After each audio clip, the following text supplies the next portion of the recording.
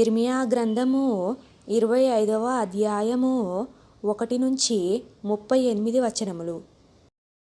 యోషియా కుమారుడును యూదా రాజునైన యెహోయాకీము 4వ సంవత్సరమున, అనగా బబులోను రాజైన నెబుకద్నెజరు మొదటి సంవత్సరమున, యూదా ప్రజలందరిని గూర్చి ఇర్మియాకు ప్రత్యక్షమైన వాక్కు. ప్రవక్తయైన ఇర్మియా యూదా ప్రజలందరితోనూ యెరూషలేము నివాసులందరితోనూ ఆ వాక్కును ప్రకటించెను.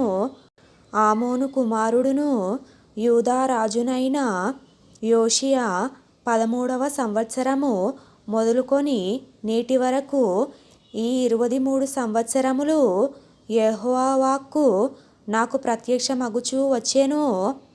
నేను పెందలకడ లేచి మీకు ఆ మాటలు ప్రకటించుచు వచ్చినను మీరు వినకపోతిరి.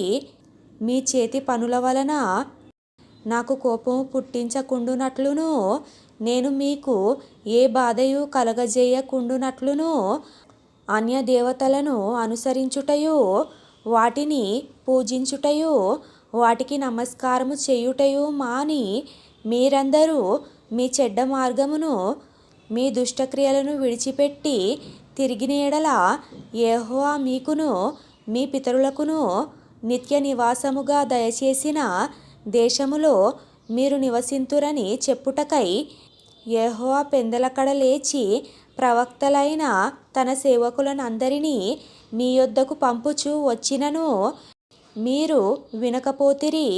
వినుటకు మీరు చెవియొగ్గకుంటిరి. అయితే మీకు బాధ కలుగుటకై మీ చేతుల పనుల వలన నాకు కోపము పుట్టించి మీరు నా మాట ఆలకింపకపోతిరని యెహోవా సెలవిచ్చుచున్నాడు. సైన్యములకు అధిపతియగు యెహోవా ఇలాగు సెలవిచ్చుచున్నాడు, మీరు నా మాటలను ఆలకింపకపోతిరి గనుక నేను ఉత్తర దేశములోనున్న సర్వజనములను నా సేవకుడైన నెబుకద్నెజరును బబులోను రాజును పిలువనంపించుచున్నాను. ఈ దేశము మీదికిని దీని నివాసుల మీదికిని చుట్టూనున్న ఈ జనులందరి మీదికిని వారిని రప్పించుచున్నాను. ఈ జనులను శాపగ్రస్తులుగాను, విస్మయాస్పదముగాను, అపహాస్యాస్పదముగాను, ఎప్పటికిని పాడుగాను ఉండజేసెదను. సంతోషనాదమును, ఉల్లాస శబ్దమును, పెండ్లి కుమారుని స్వరమును, పెండ్లి కుమార్తె స్వరమును, తిరుగటి రాళ్ల ధ్వనిని, దీపకాంతిని వారిలో ఉండకుండా చేసెదను. ఈ దేశమంతయు పాడుగాను నిర్జనముగాను ఉండును. ఈ జనులు 70 సంవత్సరములు బబులోను రాజునకు దాసులుగా ఉందురు. యెహోవా వాక్కు ఇదే. 70 సంవత్సరములు గడచిన తరువాత వారి దోషములను బట్టి నేను బబులోను రాజును, ఆ జనులను, కల్దీయుల దేశమును శిక్షింతును. ఆ దేశము ఎప్పుడూ పాడుగా నుండునట్లు నియమింతును. నేను ఆ దేశమును గూర్చి సెలవిచ్చిన మాటలన్నీయు ఇర్మియా ఈ జనములన్నిటిని గూర్చి ప్రకటింపగా ఈ గ్రంథములో వ్రాయబడినదంతయు ఆ దేశము మీదికి రప్పించెదను.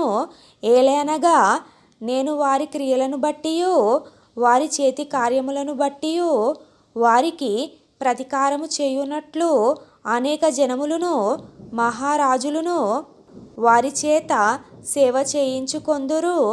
ఇశ్రాయేలు దేవుడైన యెహోవా నాకిలాగున సెలవిచ్చుచున్నాడు, నీవు ఈ క్రోధపు మద్యపాత్రను నా చేతిలో నుండి తీసుకొని నేను నిన్ను పంపుచున్న జనములన్నిటికీ దాన్ని త్రాగింపుము.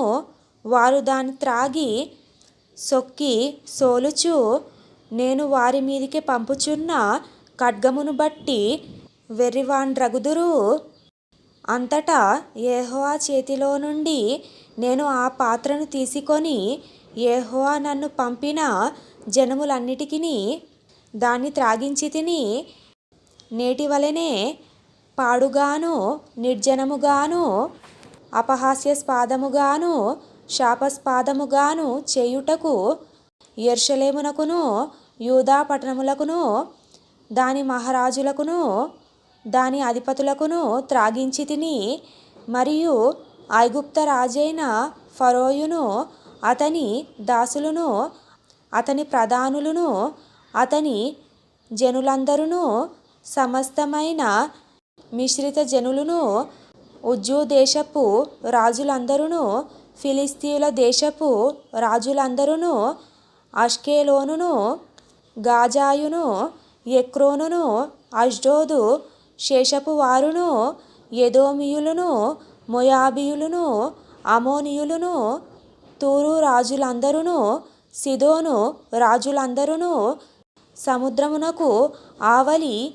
ద్వీపపు రాజులను దదానీయులను తెమానీయులను బూజీయులను గడ్డపు ప్రక్కలను కత్తిరించుకొను వారందరూ అరబీ దేశపు రాజులందరూ అరణ్యములో నివసించు మిశ్రిత జనముల రాజులందరూ జిమ్రి రాజులందరూ ఎలాము రాజులందరూ మాదీయుల రాజులందరూ సమీపమున ఉన్నవారేమి దూరమున ఉన్నవారేమి ఉత్తర దేశముల రాజులందరూ భూమి మీదనున్న రాజ్యములన్నీయు దానిలోనిది త్రాగుదురు. శేషకు రాజు వారి తరువాత త్రాగును. నీవు వారితో ఇలాగు చెప్పుము, ఇశ్రాయేలు దేవుడును సైన్యములకు అధిపతియునైన యెహోవా ఇలాగు సెలవిచ్చుచున్నాడు, నేను మీ మీదికి పంపబోవు యుద్ధము చేత త్రాగి మత్తిల్లి కక్కుకొనిన వారి వలెనే యుండి మీరు మరలా లేవకుండా పడుదురు. మేము త్రాగమని వారు నీ చేతిలో నుండి ఆ పాత్రను తీసుకొననొల్లని ఎడల నీవు వారితో ఇట్లనుము, మీరు అవశ్యముగా దాన్ని త్రాగవలెనని సైన్యములకు అధిపతియగు యెహోవా సెలవిచ్చుచున్నాడు. నా పేరు పెట్టబడిన పట్టణమునకు నేను కీడు చేయ మొదలుపెట్టగా మీకు శిక్ష లేకుండా పోవునా? మీరు శిక్షింపబడకపోరు. భూలోక నివాసులందరి మీదికి నేను ఖడ్గమును రప్పించుచున్నాను. ఇదే సైన్యములకు అధిపతియగు యెహోవా వాక్కు. కాబట్టి నీవు ఈ మాటలన్నిటినీ వారికి ప్రకటించి ఇలాగు చెప్పవలెను, ఉన్నత స్థలములో నుండి యెహోవా గర్జించుచున్నాడు. తన పరిశుద్ధాలయములో నుండి తన స్వరమును వినిపించుచున్నాడు. తన మందమేయు స్థలమునకు విరోధముగా గర్జించుచున్నాడు. ద్రాక్ష గానుగను త్రొక్కువారి వలె అరచుచు ఆయన భూలోక నివాసులకందరికీ విరోధముగా ఆర్భాటించుచున్నాడు. భూమి అంతము వరకు సందడి వినబడును. యెహోవా జనములతో వ్యాజ్యమాడుచున్నాడు. శరీరులందరితో ఆయన వ్యాజ్యమాడుచున్నాడు. ఆయన దుష్టులను ఖడ్గమునకు అప్పగించుచున్నాడు. ఇదే యెహోవా వాక్కు. సైన్యములకు అధిపతియగు యెహోవా ఇలాగు సెలవిచ్చుచున్నాడు, జనము నుండి జనమునకు కీడు వ్యాపించుచున్నది. భూదిగంతముల నుండి గొప్ప తుఫాను బయలు వెళ్ళుచున్నది. ఆ దినమున యెహోవా చేత హతులైన వారు ఈ దేశము నుండి ఆ దేశము వరకు కనబడుదురు. ఎవరును వారిని గూర్చి అంగలార్చరు, వారిని సమకూర్చరు, పాతిపెట్టరు. పెంటవలే వారి శవములు నేల మీద పడియుండును. మంద కాపరులారా, గొలలెత్తుడి, మొరపెట్టుడి. మందలోని ప్రధానులారా, బూడిద చల్లుకొనుడి. మీరు మరణము నొందుటకై దినములు పూర్తి ఆయను. నేను మిమ్మును చెదరగొట్టెదను. రమ్యమైన పాత్ర వలె మీరు పడుదురు. మంద కాపరులకు ఆశ్రయస్థలము లేకపోవును. మందలోని శ్రేష్టమైన వాటికి రక్షణ దొరకకపోవును. ఆలకించుడి, మంద కాపరుల మొర వినబడుచున్నది. మందలోని ప్రధానుల గోల వినబడుచున్నది. యెహోవా వారి మేత భూమిని పాడు చేసి ఉన్నాడు. నెమ్మదిగల మేత స్థలములు యెహోవా కోపాగ్ని చేత పాడాయెను. క్రూరమైన ఖడ్గము చేతను ఆయన కోపాగ్ని చేతను వారి దేశము పాడు కాగా, సింహము తన మరుగును విడిచినట్లు ఆయన తన మరుగును విడిచెను.